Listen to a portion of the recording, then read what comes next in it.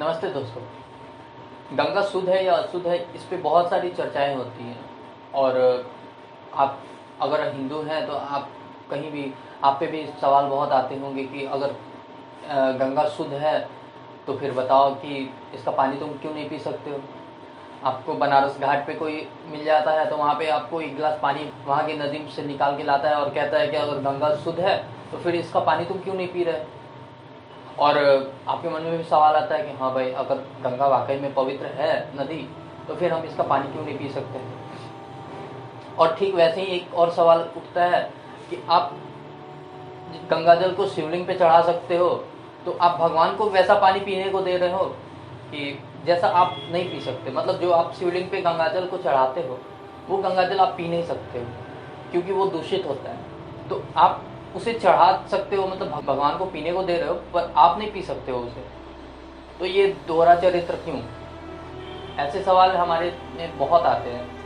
तो सबसे पहले तो मैं ये क्लियर कर दूं कि जब भी हम भगवान पे कोई भी पानी को चढ़ाते हैं, तो चढ़ाने का मतलब उन्हें पिलाना नहीं होता है, उन्हें नहलाना होता है। क्योंकि आप ही सोच के देखो कि आपसे कोई पानी मांगे तो क्या आप उसके शरीर पे ले जाकर डाल दोगे? नहीं ना। तो ठीक वैसे ही भगवान के साथ भी होता है। भगवान को भी जब पानी देना होगा तो हम उन्हें पानी देंगे, ना कि उनके शरीर पे ले जाकर डाल देंगे।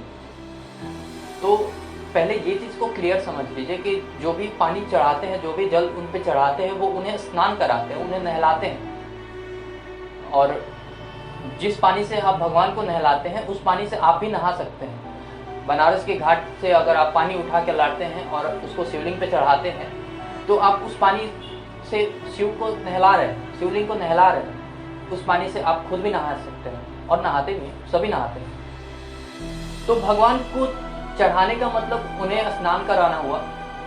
भगवान को खिलाना पिलाना, इसका भोग कहते हैं, इसे भोग कहते हैं। जैसे भोग लगाना आपने सुना हो, तो जब भी कोई भोग लगाता है तो भोग लगाते वक्त आप देखोगे कि उन्हें प्रसाद भोग लगाया जाता है। अच्छा प्रसाद भोग के तौर पे लगाया जाता है।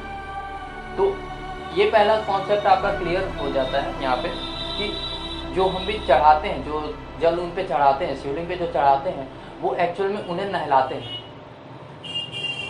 और उन्हें अगर पिलाना हुआ तो उसे हम भोग कहेंगे। तो हम जनरली गंगाजल को शिवलिंग पे भोग नहीं लगाते, और शिवलिंग पे ऐसे भी हम भोग नहीं लगाते हैं ज़्यादातर। गंगाजल का क्लियर यहाँ तक है।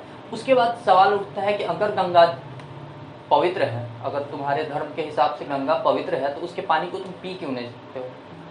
तो सवाल आता है कि अगर हम बिस्लेरी का ही बोतल जो पवित्र होता है, जो पूरा प्योर होता है, उसमें भी गटर का एक बूंद पानी अगर गिरा दे तो क्या आप उसे पी पाओगे? नहीं पी सकते। तो जब गंगा नदी में इतने मोटे मोटे सीवर के पानी आते हो तो वो तो दूषित हो रहा है ना। तो गंगा प्योर है पर प्योरेट नहीं है।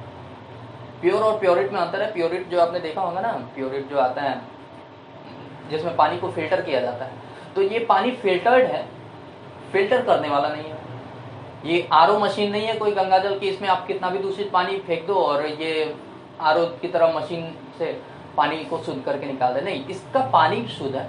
और हमारे धर्मों में भी इसके पानी की चर्चा हुई है, ना कि इसकी मशीनरी डिज़ाइन की कि एक साइड से दूषित पानी डालो, दूसरी साइड से साफ पानी निकलेगा। ऐसा गंगा के बारे में कहीं भी चर्चा नहीं है हमारे धर्म में भी। इसके पानी में शुद्धता है। तो कुछ पढ़े लिखे लोग भी इसमें पूछते हैं सवाल जवाब में। तो जैसे पढ़े लिखे लोग का मतलब आप तो जानते ही होंगे कि मैं भी ग्रेजुएशन किया हूँ, सामने वाला भी ग्रेजुएशन किया हो, पर मैं तब तक पढ़ा लिखा नहीं कहलाऊंगा जब तक मैं हिंदू धर्म का दो चार अपमान नहीं कर देता, उसका मजाक नहीं उड़ा लेता, अध्यात्म का मजाक नहीं उड़ा लेता, तब तक मैं पढ़ा लिखा नहीं कहलाऊंगा। तो उसी तरीके से जो पढ़े लिखे लोग आते हैं वो ये मानते हैं कि उसमें मानते नहीं हैं बल्कि ये रियलिटी है कि उसमें एक बैक्टीरियोफेज नाम का कुछ पाया जाता है जिसकी वजह से उसमें बैक्टीरिया नहीं लगती। तो आप भी इनडायरेक्टली तो मान रहे हो कि हाँ वो शुद्ध है। तो फिर यही बात आ जाता है कि आप बिस्लेरी के पानी में एक बूंद, मात्र एक बूंद जब आप गटर का पानी मिला देते हो तो वो पीने लायक नहीं रह जाता है आपके तरफ से। इसका मतलब ये नहीं कि बिस्लेरी का पानी पहले से ही गंदा था, आपने उसे गंदा किया है। तो यहाँ गंगा नदी नहीं है, बल्कि आपने उसे किया है।